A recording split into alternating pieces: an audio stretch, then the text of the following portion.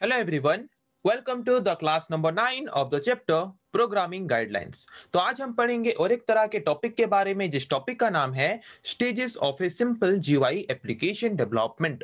मतलब एक simple GUI application अगर आप डेवलप करना चाहते हो तो उसके डिफरेंट स्टेप्स क्या हैं, आज हम उसके बारे में डिस्कस करेंगे।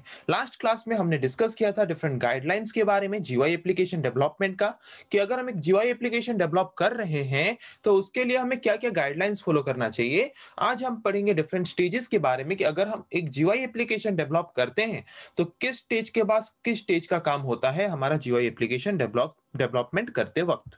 ओके, तो चलिए शुरू करते हैं। तो जैसे कि पहले एक रियल लाइफ एग्जांपल ले लेते हैं। जैसे कि सपोज आपको एक घर बनाना है, तो घर बनाने के लिए आपको पहले क्या करना होता है।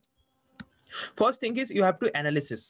आपको पहले एनालिसिस करना है कि आपके घर बनाने के लिए आपको क्या क्या चाहिए।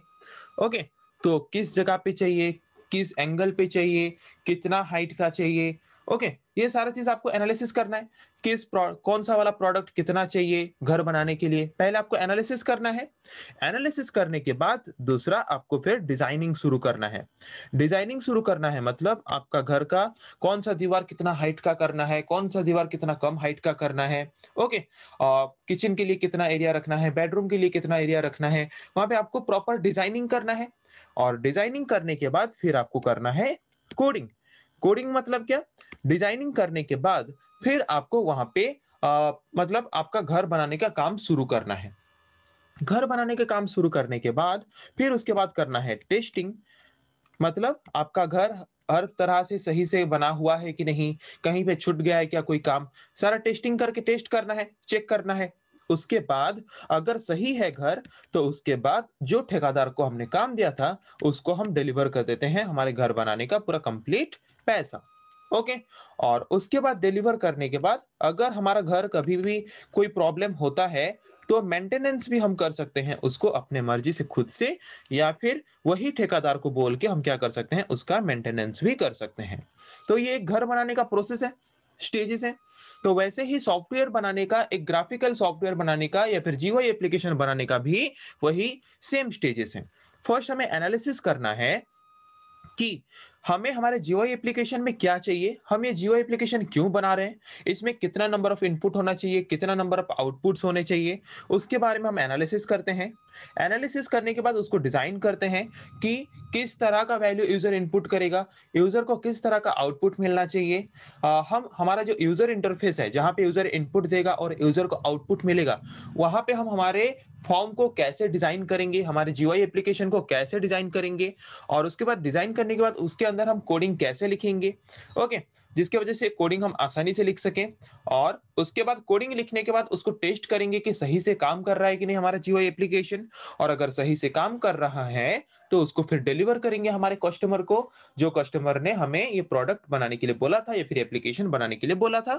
और फिर अगर बीच में उसको एप्लीकेशन में कुछ बदलाव करना है तो मेंटेनेंस के लिए भी हम उसको सर्विस प्रोवाइड करेंगे। ये है ओवरऑल प्रोसेस या फिर overall stages of A simple GUI application development.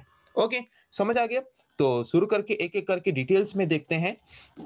तो एक जीयूआई एप्लीकेशन डेवलप करने का सबसे फर्स्ट स्टेज क्या है, एनालिसिस। पहले हमें एनालिसिस करना है। इस पेज में हम क्या करते हैं, एनालिसिस पेज में in depth understanding of the problem. मतलब हमारा मेन प्रॉब्लम या फिर हमारा जीयूआई एप्लीकेशन बनाने का मेन मोटिव क्या है, हमें जीयूआई एप्लीकेशन में क्या बनाने के लिए कस्टमर ने बताया है, ये हमें पहले समझना बहुत जरूरी है। उसके बाद डिसाइडिंग द रिक्वायरमेंट, वो जीयूआई एप्लीकेशन बनाने के लिए हमें क्या क्या कंपोनेंट की रिक्वायरमेंट्स हैं उसको हमें डिसाइड करना है। उसके बाद allocating possible inputs and outputs that are required for getting the desired solution. पहले हमें क्या क्या रिक्वायरमेंट है उसको डिसाइड करना है, और उसके बाद डिसाइड करना है कि इनपुट्स यूजर से हमें कितना इनपुट लेना है, आउटपुट एक प्रॉपर वे में प्रोवाइड करने के लिए। ओके, ये सारी चीजों को एनालिसिस करना है फर्स्ट स्टेज में या फिर एनालिसिस फेज में। ओके, ये सारा चीज हम डिसाइड कर लिए। ये सारा चीज डिसाइड करने के बाद फिर नेक्स्ट स्टेज जो आता है, नेक्स्ट स्टेज में हम क्या करेंगे, डिजाइनिंग करेंगे। डिजाइनिंग करेंगे मतलब क्या, कि स्टेप बाय स्टेप उसको अरेंज करेंगे कि कौन से चीज के बाद कौन से चीज को प्रॉपरली हमें करना है कोडिंग करते वक्त। तो जब आप कोडिंग लिखोगे, कोडिंग से पहले आपको डिजाइनिंग करना है कि आपको अपने जीयूआई एप्लीकेशन में इनपुट यूजर से कहां से लेना है, किस तरह का वैल्यू इनपुट हिसाब से लेना है, यूजर को आउटपुट कहां पे प्रोवाइड करना है, किस तरह का आउटपुट प्रोवाइड करना है, ये सारा चीज डिसाइड करते हैं हम डिजाइनिंग फेज में। This phase involves planning of step by step procedures required to solve a given problem. Problem मतलब क्या, जीवाई एप्लीकेशन। एक जीवाई एप्लीकेशन जो हमें बनाने के लिए कस्टमर ने दिया है, उसको बनाने के लिए, फिर उसको सॉल्व करने के लिए हमें स्टेप बाय स्टेप किस प्रोसीजर के बाद किस प्रोसीजर को फॉलो करना है, उसका प्लानिंग होता है जिस फेज में, उस फेज को हम बोलते हैं डिजाइनिंग फेज। ओके, तो डिजाइनिंग फेज में हम कौन कौन से कंपोनेंट या फिर कौन कौन से चीज को हम ज्यादातर ध्यान देते हैं। First is inputs. तो ये इनपुट्स वाला डिजाइनिंग फेज में क्या काम है कि हमें ये डिफाइन करना है कि यूजर जो वैल्यू इनपुट करेगा, यूजर से हमें किस टाइप का वैल्यू लेना है, किस डाटा टाइप का वैल्यू हमें यूजर से लेना है हमारे जीयूआई एप्लीकेशन में। ओके, तो यहाँ पे ये जो इनपुट्स वाला हम यहाँ पे डिजाइन करेंगे, तो यहाँ पे हमें ये चीज ध्यान रखना होगा कि कैसे हम ऐसे कंपोनेंट्स को हमारे जीयूआई एप्लीकेशन में यूज करें जिसके द्वारा हमारा जो एम्बिग्युइटी या फिर इनकंसिस्टेंसी है वो कम से कम हो या फिर बहुत ही कम हो या फिर ना हो। जैसे कि अगर हमने पढ़ा था गाइडलाइंस पढ़ते वक्त कि अगर हमें multiple number of option select करने हैं या फिर multiple number of inputs user से लेने हैं, तो वहां पे हम जितना ज्यादा हो सके टेक्स्ट फील्ड और टेक्स्ट एरिया को कम से कम यूज करें, जिसके द्वारा क्या होगा कि एम्बिग्युइटी या फिर इनकंसिस्टेंसी जो है, मतलब यूजर को हमारे फॉर्म में डाटा इनपुट करने में जो प्रॉब्लम्स हैं या फिर इनएक्यूरेसी है वो कम होगा। ओके, अगर हम क्या यूज करेंगे, ज्यादातर रेडियो बटन, चेक बॉक्स, उसके बाद हमारा कॉम्बो बॉक्स, लिस्ट, ये सारा चीज अगर यूज करेंगे, ये सारे कंपोनेंट्स को अगर ज्यादा यूज करेंगे यूजर से इनपुट लेने के लिए, तो वहां पे क्या होगा, हमारा एम्बिग्युइटी और इनकंसिस्टेंसी होने की चांसेस बहुत ही कम होंगे। ओके, देन और क्या चीज पे ध्यान देना है हमें डिजाइनिंग फेज में, आउटपुट्स, कि यूजर को हमें किस टाइप का आउटपुट प्रोवाइड करना है। ओके, और कैसे, कहां पे और कब दिखाना है, ये सारा चीज भी डिजाइनिंग फेज में हमें ध्यान देना है और इसका प्लानिंग करना है। उसके बाद यूजर इंटरफेस, मतलब जो हमारा इनपुट यूजर देगा या फिर यूजर को हम जो आउटपुट प्रोवाइड करेंगे कहां पे प्रोवाइड करेंगे, एक यूजर इंटरफेस में। यूजर इंटरफेस मतलब क्या, जो इंटरफेस यूजर अपने मोबाइल में या फिर कंप्यूटर में देख पाता है, जहां पे यूजर इनपुट दे पाता है, जहां पे यूजर को आउटपुट मिल पाता है, उस इंटरफेस को हम बोलते हैं यूजर इंटरफेस। तो वो यूजर इंटरफेस हम बनाते कैसे हैं, जे फ्रेम लेके, जे फ्रेम फॉर्म लेके।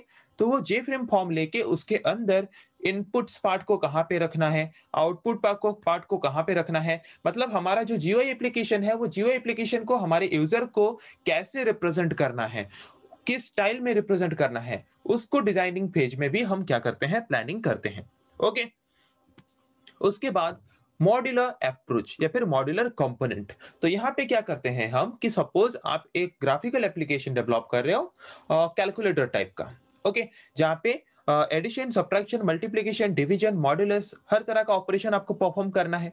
ओके, तो अगर हम एक ही बटन लेंगे और एक ही बटन में सारा ऑपरेशन करेंगे तो ज्यादा कॉम्प्लिकेटेड होगा। अगर हम उसको मॉड्यूल वाइज सेपरेट कर दें, एडिशन के लिए अलग से बटन, सब्ट्रैक्शन के लिए अलग से बटन, मल्टीप्लिकेशन के लिए अलग से बटन, डिवीजन के लिए अलग से बटन, मॉड्यूलस या फिर रिमाइंडर फाइंड करने के लिए अलग से बटन अगर कर लेंगे, तो अलग अगर हम क्या करेंगे, एक लार्ज प्रोग्राम को, एक लार्ज कोडिंग को अगर हम कॉम्प्लेक्स स्टेप्स को अगर हम ब्रेक कर देते हैं छोटे छोटे मॉड्यूल्स में, छोटे छोटे पार्ट्स में, तो उसमें क्या होता है कि हमारे प्रोग्रामिंग करते वक्त हमें प्रोग्राम करना आसान हो जाता है।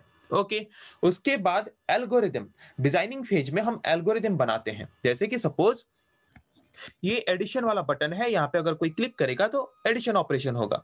तो एडिशन ऑपरेशन परफॉर्म करने के लिए हम जो प्रोग्रामिंग लिखते हैं, तो प्रोग्रामिंग से पहले हम पहले एल्गोरिदम बनाते हैं। एल्गोरिदम क्या है कि हम जो प्रोग्राम में कोडिंग में लिखेंगे उसका एक सिंप्लीफाइड सॉल्यूशन या फिर एक सिंपल स्टेप्स। जैसे कि सपोज मुझे एडिशन ऑपरेशन के लिए अगर एल्गोरिदम लिखना है तो मैं कैसे लिखूंगा, first step is declare declare 3 variables, 3 variables हमें डिक्लेयर करने हैं फर्स्ट। उसके बाद assign value to any 2 variables कोई भी दो वेरिएबल को वैल्यू असाइन करो, उसके बाद परफॉर्म एडिशन ऑपरेशन,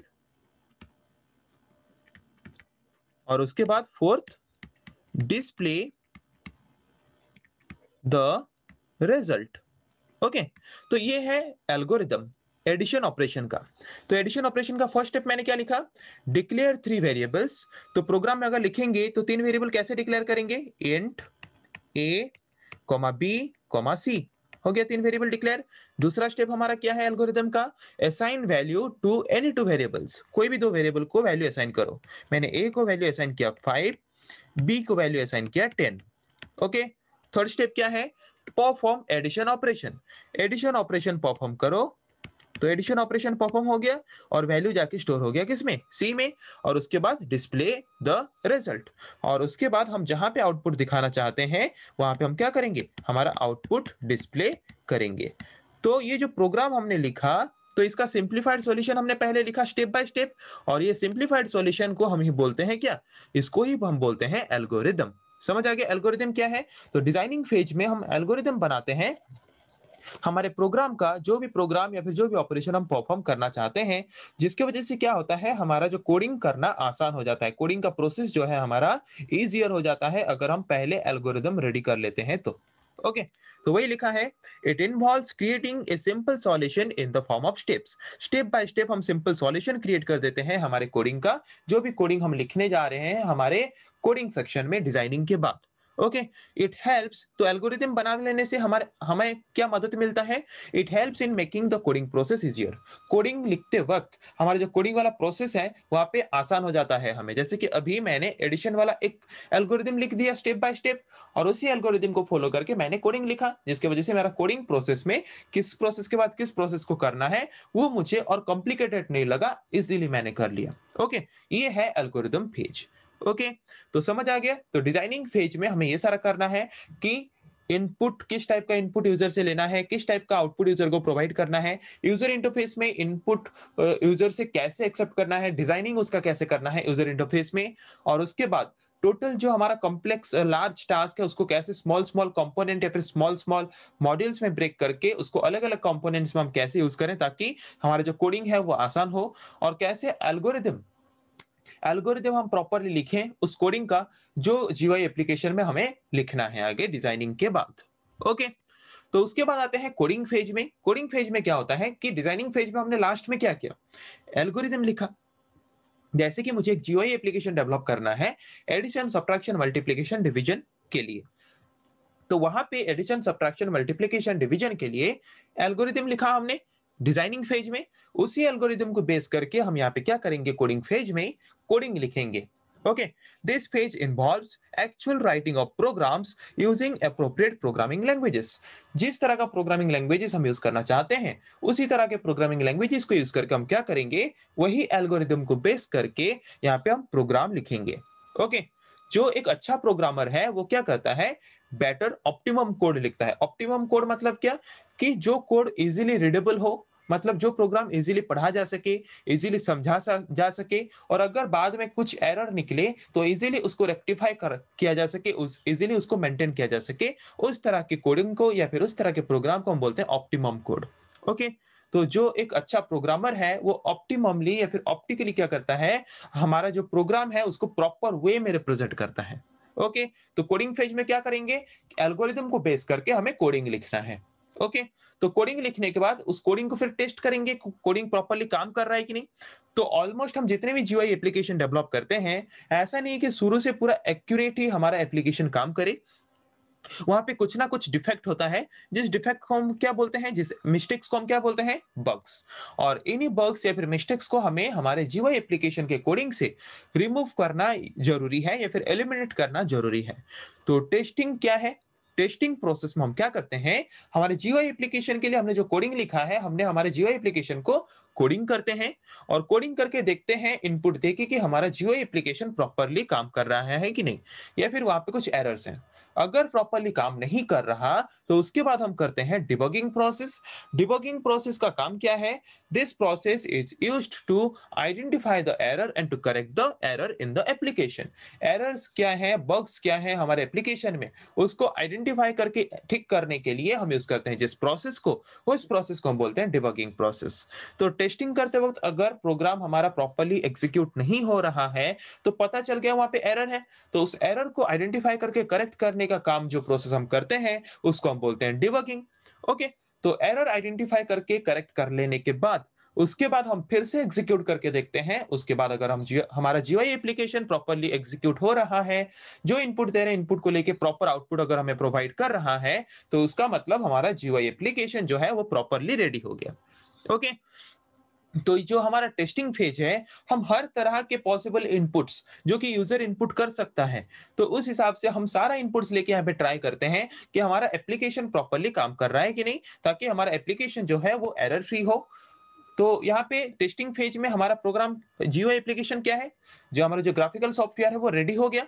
रेडी होने के बाद हम इसको क्या करेंगे, जिस कस्टमर ने हमें ये जीयूआई एप्लीकेशन डेवलप करने के लिए बोला था, उसको हम क्या करेंगे, प्रोडक्ट को डिलीवरी करेंगे। तो डिलीवरी करने से पहले जो प्रोडक्ट हम देते हैं, जैसे कि आप कोई सॉफ्टवेयर यूज करते हैं तो उसके साथ एक डॉक्यूमेंटेशन आपको मिलता है। डॉक्यूमेंटेशन मतलब कि आपको उस सॉफ्टवेयर को कैसे यूज करना है, उसके बारे में एक डॉक्यूमेंटेशन आपको मतलब एक पीडीएफ फाइल के फॉर्मेट में या फिर कोई एक अलग टेक्स्ट फाइल के फॉर्मेट में आपको एक डॉक्यूमेंटेशन प्रोवाइड किया जाता है। वहां पे लिखा गया होता है उसका यूसेज के बारे में कि आपको कैसे यूज करना है आपके इस एप्लीकेशन को या फिर इस सॉफ्टवेयर को। Documentation means the instruction and information about the usages of the application. वो एप्लीकेशन को आपको कैसे यूज करना है उसका प्रॉपर रिप्रेजेंटेशन होता है डॉक्यूमेंटेशन में। ओके, जिसके वजह से क्या होता है कि जो हमारा कस्टमर है जिसको हम हमारे जियो एप्लीकेशन प्रोवाइड करते हैं, उसको यूज करते वक्त आसान हो। अगर उसको कहीं पे कुछ प्रॉब्लम होता है तो वहां पे वो डॉक्यूमेंट को देख के इजीली समझ सके, हाँ यहाँ पे मुझे ऐसे ऑपरेशन परफॉर्म करने से ये मेरा इनपुट आसान से हो पाएगा। ओके, इसीलिए हम करते हैं डॉक्यूमेंटेशन। टेस्टिंग होके हमारा एप्लीकेशन रेडी हो गया, उसके बाद उसका डॉक्यूमेंटेशन भी रेडी हो गया, और अभी हमारा काम है डिलीवरी करना। तो जिस कस्टमर ने हमें बोला था उस कस्टमर को हम डिलीवर कर देते हैं हमारे एप्लीकेशन को नेक्स्ट स्टेज में। The completed software is packaged with full documentation and delivered to the end user. तो सॉफ्टवेयर जो हमारा डिजाइनिंग हमने किया वो रेडी है डॉक्यूमेंटेशन के साथ, और उसको हम डिलीवर कर देते हैं एंड यूजर को। Okay, when the end user use the software, जब एंड यूजर उसको यूज करेगा या फिर कस्टमर जब उसको यूज करेगा, ऐसा जरूरी नहीं है कि वहां पे एरर ना निकले। ओके, तो टेस्टिंग के वक्त या फिर डिबगिंग करते वक्त जो एरर हमें नहीं मिला, वो एरर में भी आ सकता है जब कस्टमर उसको यूज कर रहा है। तो वहां पे अगर कुछ एरर आएगा तो वो फिर बोलेगा किसको, सॉफ्टवेयर डेवलपमेंट कंपनी को जिसने वो सॉफ्टवेयर डेवलप करके उसको दिया है। तो वहां पे फिर आएगा मेंटेनेंस फेज। तो मेंटेनेंस फेज में क्या किया जाएगा कि जो भी एरर्स कस्टमर यूज करते वक्त आ रहे हैं उन एरर्स को सॉल्व किया जाएगा, और सॉल्व करके फिर से कस्टमर को वो प्रोवाइड किया जाएगा। The maintenance phase involves the rectification of previously undetected errors.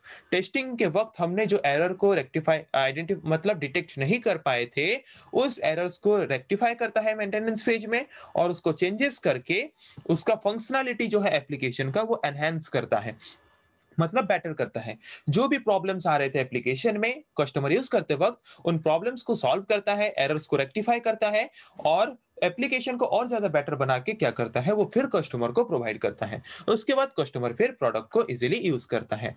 Okay, तो हमने क्या फेज पढ़ा, पहले एक एप्लीकेशन बनाने के लिए हमें एनालिसिस करना है कि उस एप्लीकेशन के लिए क्या क्या चाहिए, वो एप्लीकेशन हम क्यों बना रहे हैं उसको हमें प्रॉपर्ली समझना है, कितना इनपुट्स चाहिए, कितना आउटपुट हमें प्रोवाइड करना है, ये सारे चीज को हमें एनालिसिस करना है फर्स्ट। उसके बाद डिजाइनिंग फेज में हमें प्रॉपर किस प्रोसीजर के बाद किस प्रोसीजर करना है हमारे एप्लीकेशन में, पहले किस चीज को ध्यान देना है फिर किस चीज को ध्यान देना है, उसको हमें डिजाइनिंग फेज में क्या करना है, उसका प्लानिंग को हमें उसका एक प्लानिंग बनाना है, स्टेप बाय स्टेप प्रोसीजर का हमें प्लानिंग बनाना है डिजाइनिंग फेज में।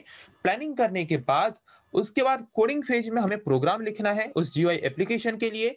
उसके बाद हम क्या करेंगे, उसके बाद हम करेंगे फिर कोडिंग लिखने के बाद उसको टेस्टिंग, कि हमारा कोडिंग जो हमने लिखा हमारे जीयूआई एप्लीकेशन में वो प्रॉपर्ली एग्जीक्यूट हो रहा है कि नहीं, जिस तरह का आउटपुट हम चाहते हैं उस तरह का आउटपुट हमें प्रोवाइड कर रहा है कि नहीं।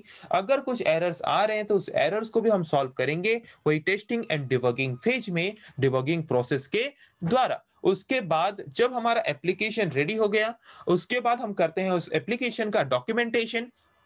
तो डॉक्यूमेंटेशन में हम क्या करते हैं कि उस एप्लीकेशन को कैसे यूज करना है उसको हम मेंटेन करते हैं, फिर उसको हम प्रेजेंट करते हैं एक डॉक्यूमेंट के फॉर्म में कस्टमर को, ताकि कस्टमर जब एप्लीकेशन को यूज करे तो अगर कोई प्रॉब्लम होता है उसको, तो वहां पे वो उस डॉक्यूमेंट को देख के आसानी से हमारे एप्लीकेशन को यूज कर सके।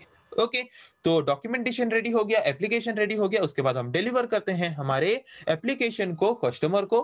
कस्टमर उसके बाद यूज करता है एप्लीकेशन को। वहां पे अगर कुछ ऐसा जरूरी नहीं है कि एरर नहीं आएंगे, प्रॉब्लम्स नहीं आएंगे एप्लीकेशन यूज करते वक्त। तो एप्लीकेशन यूज करते वक्त कस्टमर को अगर कुछ एरर्स आते हैं, कुछ प्रॉब्लम्स आते हैं, तो मेंटेनेंस फेज में फिर क्या किया जाता है, उन एरर्स या फिर प्रॉब्लम्स को सॉल्व किया जाता है और फिर उसको प्रोवाइड किया जाता है कस्टमर को उस एप्लीकेशन को यूज करने के लिए। तो ये है हमारा कंप्लीट फेज या फिर complete stage to develop a simple GUI application. Okay, एक सिंपल जीयूआई एप्लीकेशन डेवलपमेंट करने के लिए तो इतना स्टेज या फिर इतना स्टेप हमें क्या करना पड़ता है, फॉलो करना पड़ता है। तो आई थिंक आप लोगों को समझ आ गया कि what are the different stages what we need to develop a simple GUI application. एक सिंपल जीयूआई एप्लीकेशन डेवलप करने के लिए हमें कौन कौन से स्टेज या फिर कौन कौन से स्टेप्स को फॉलो करने पड़ते हैं, इसके बारे में आज हमने डिस्कस किया। ओके, तो आज के लिए इतना ही। फिर नेक्स्ट क्लास में हम पढ़ेंगे ऐसे और कुछ टॉपिक के बारे में। Thank you.